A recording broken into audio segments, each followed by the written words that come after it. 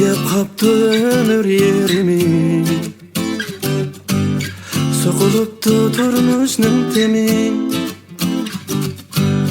Emdi eynin valının gemi, azuraydı şaşkın keni. Azuraydı şaşkın keni. Kenim düşü tel ve yaşlı, görünmeydi emdi ben başlık. Özümüz başlık, yaraşmaydı burun kış yaşlık. Yaraşmaydı burun kış yaşlık. Mana emdi vay ailemde, balılarının gemini layık.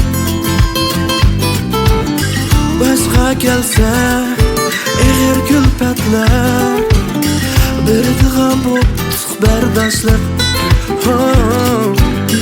Berdiğen bu berdaşlık.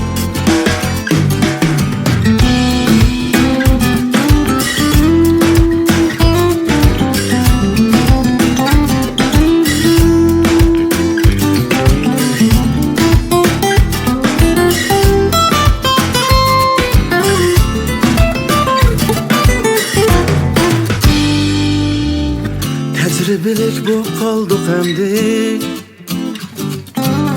yaxşı yaman hem beriqattık. Düşenmeydik turmuş degenni, qaynımıda bilik bop ketdik.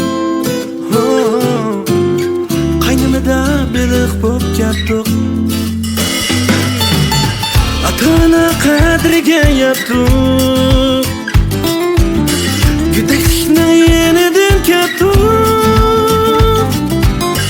Estigende neden çağlarını, bazen tığı hasret mi çektik. Bazen tığı hasret mi çektik. Günlep aylap yıllarını qoğlap, 40 yaşqa kirip mi qaptık.